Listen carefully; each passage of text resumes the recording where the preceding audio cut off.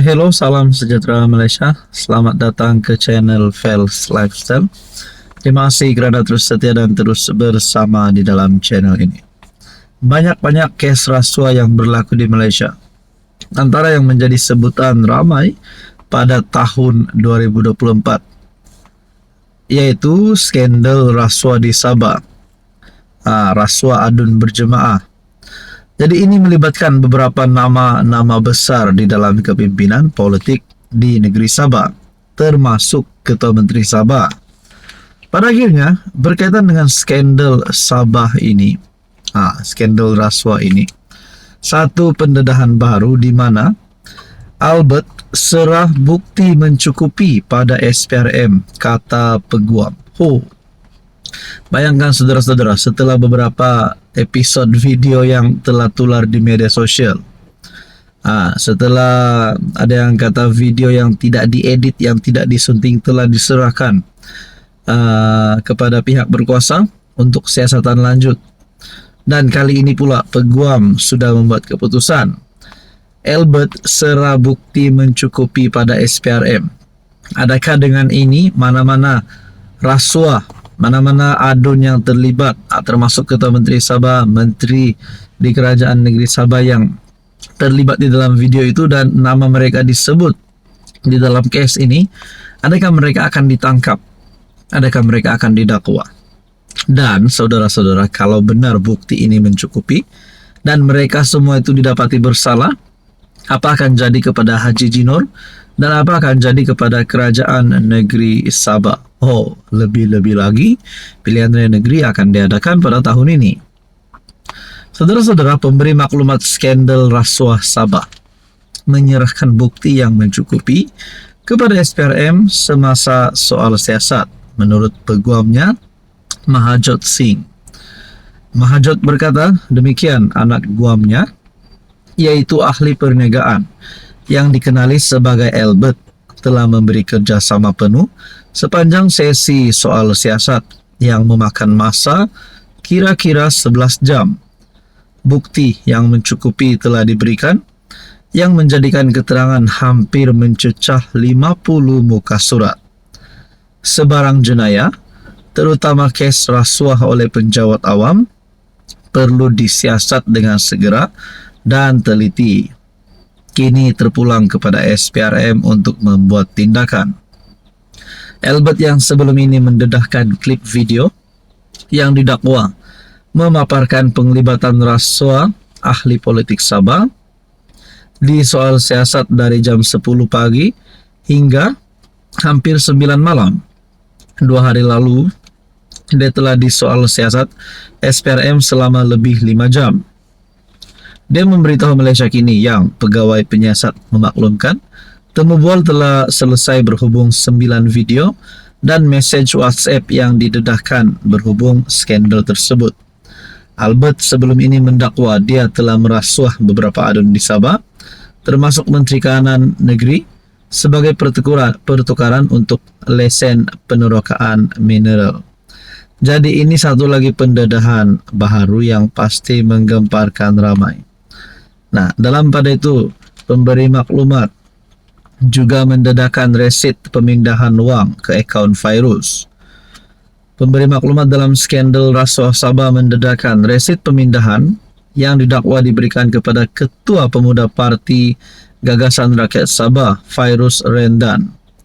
Ahli perniagaan itu yang dikenali sebagai Albert berkongsi resit pemindahan wang RM5.000 pada Mei 2021 untuk menyegarkan ingatan pembantu Menteri Belia dan Sukan negeri itu. Nah, jadi semakin banyak pendedahan lah. Apapun kita nantikan apa yang berlaku selepas ini. Apa komen Anda? Hai, hello, salam sejahtera Malaysia. Tuan-tuan dan puan, terima kasih kerana terus setia dan terus bersama di dalam channel ini.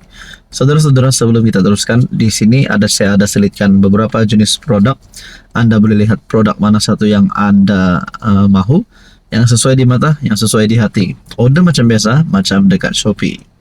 Saudara-saudara, ini satu kejutan buruk untuk Hadi Awang, satu kejutan buruk untuk Muhyiddin sebagai pengerusi Perikatan Nasional, dan satu keputusan paling menduka citakan kepimpinan pembangkang Perikatan Nasional. Anak muda UMNO jawab Hadi Awang, kami bunuh cita-cita PAS jadi kerajaan.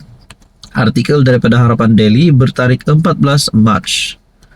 Seorang pemimpin muda UMNO berkata, UMNO tidak pernah membunuh partinya sendiri apabila membentuk kerajaan dengan PH. Sebaliknya, UMNO yang telah membunuh cita-cita PAS untuk menjadi kerajaan.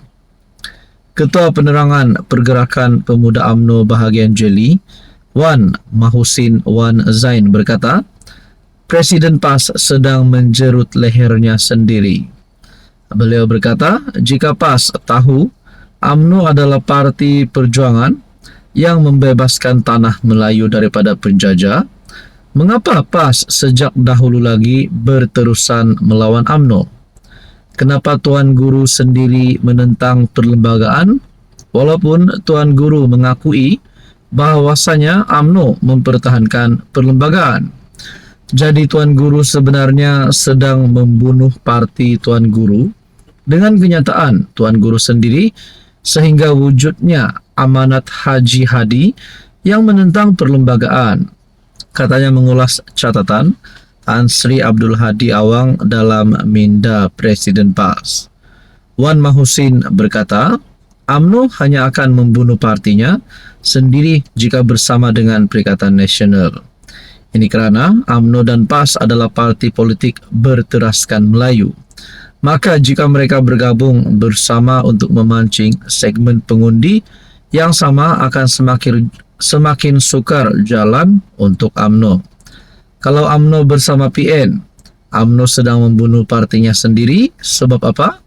Sebab pengundi dan penyokongnya datang daripada orang Melayu. Sama juga dengan PAS, pengundinya juga orang Melayu. Jadi kepada Tuan Presiden PAS, UMNO selamat tanpa menjalinkan kerjasama dengan PAS. Katanya lagi. Nah, saudara-saudara yang saya amat hormati, tuan-tuan dan puan, ini pasti satu berita duka cita untuk Hadi Awang. Mungkinkah Hadi Awang kini sudah kritikal dalam keadaan politiknya? Sudah nazak dalam keadaan politiknya, tidak mampu tumbangkan kerajaan hari ini.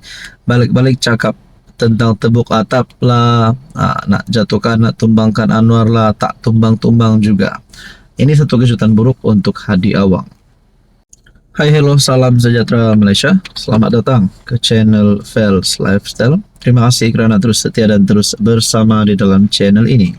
Tuan-tuan dan puan, sebelum kita teruskan kepada isu panas kita hari ini, di sini saya ada selitkan beberapa jenis produk. Anda boleh pilih mana satu produk yang sesuai dengan Anda. Ubat gout ada, ubat gastrik ada, lebih-lebih untuk bulan puasa ini. Dan yang paling menarik adalah menjelang raya ini, menjelang Aidilfitri, di sini ada beberapa jenis produk pakaian raya yang kini trending di media sosial. Elra, produk Elra, produk bulan bintang, dan juga produk Prima Velvet. Anda boleh lihat mana satu yang sesuai dengan Anda. Produk yang lain ada juga, harga cukup berpatutan cukup murah. Order macam biasa, macam dekat Shopee. Okey, saudara-saudara yang saya amat hormati, setelah kes ataupun nama Perdana Menteri ke-9 disebut-sebut, setelah Ismail Sabri disiasat oleh SPRM, jadi pada akhirnya apa perkembangan terkini, apa keputusan terbaru? Saya dikejutkan dengan satu komen daripada netizen. Mungkin bukan saya sahaja, tetapi di kalangan Anda yang menonton video ini tertanya-tanya, siapakah menteri kalau ada menteri yang terlibat dengan kes rasuah ini? Kalau benar ini kes rasuah, siapakah menteri-menteri yang terlibat pada ketika Ismail Sabri menjadi Perdana Menteri pada ketika itu? Nah, ini ada satu komen yang saya dengar. Saya nak tengok nama-nama menteri yang terlibat. Tak kiralah dari PAS, Bersatu, UMNO, dan ambil tindakan semoga di dalam penjara Kajang dipenuh oleh puak-puak ahli politik dan bekas menteri. Komen seterusnya berkata, tarik semua menteri yang terlibat semasa Ismail jadi Perdana Menteri. Nah, ini satu benda baru, geng. Satu benda baru. Kali ini bukan saja ahli parlimen PN disebut, Ini kali lebih detail. Ahli parlemen PAS, ahli parlemen Bersatu, dan juga ahli parlemen UMNO disebut di dalam case ini. Tapi bagaimanapun ini hanya komen daripada salah satu viewers daripada channel ini. Jadi menurut Anda, adakah relevannya di mana MP PAS, MP Bersatu, dan MP UMNO mempunyai kecenderungan untuk terlibat di dalam case Ismail Sabri ini? Nah, komen seterusnya berkata, tarik semua menteri yang terlibat semasa Ismail jadi Perdana Menteri. Nah, pada ketika itu ada beberapa nama menteri yang besar, termasuk daripada UMNO pun ada.